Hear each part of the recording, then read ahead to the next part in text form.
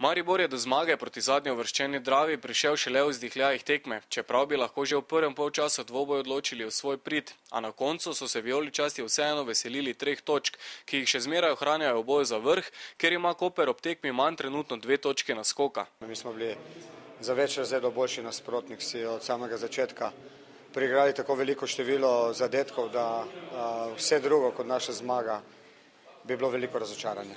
Nam je šlo dobro skozi celo tekmo, razen teh malih epizod, ko nam je nasprotnik prišel prvič čez polovico, nam je zabil z nesmetoke zadetek, smo imeli izključenega igralca, v drugem polčasu isto tako, mi smo tudi z igralcem manj dominirali, bili boljši, si ustvarjali priložnosti.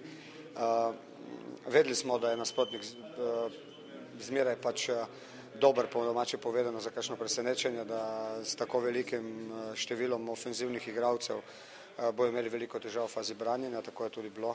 Na začetku smo igrali fenomenalno, bili smo dominantni, mislim, da smo prevladovali predvsem v prvih 15 minutah, pripravili smo si ogromno število priložnosti, tudi povedali smo za 1-0, potem nismo dali gola na 2-0, mislim, da bi potem samo rutinirano tekmo pripeljali do konca, ampak to nas je kaznovalo, 11 metrovka izključitev in potem igrati z igralcem, kar je seveda zelo težko, ampak potem smo izgarali, dali smo vse od sebe, kar se nam je na koncu tudi obrestovalo.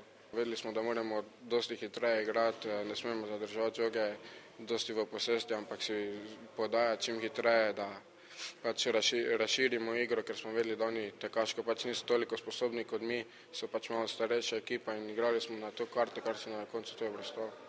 Da, to se nam događa tijekom cijele sezone i prošle sezone. Jednostavno, mislim da u polju igramo dosta dobro, samo iz malo šansi nam protivnici daju uvijek golove. Igramo s puno šansi, mi napravimo puno šansi i dajemo dosta golova, ali dosta i primamo, nažalost, ali tako je.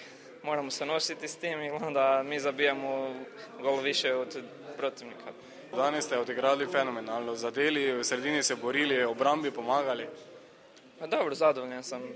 Nisam još na fizičkom nivou koji bi morao biti, to mi je malo falilo. Nisam dugo igrao, prošle sezone sam imao problema i ove još. Tako da fizički se dižem, zadovoljan sam. Nogometni klub Drava ni prišla nekako iskati točke v ljudski vrt.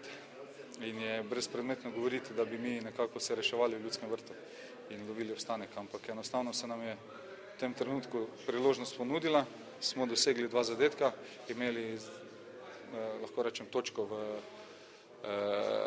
v našem žepu, ampak enostavno po naša kardinalna napaka pri 3. zadetku, katerega enostavno smo dobili prehitro.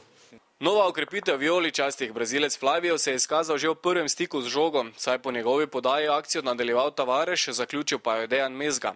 Že v sredo se za Maribor nadaljujejo angleški tedni, v ljudski vrt prihaja drugi ligaš iz Kranja, pokalna tekma pa se bo začela ob 15. uri.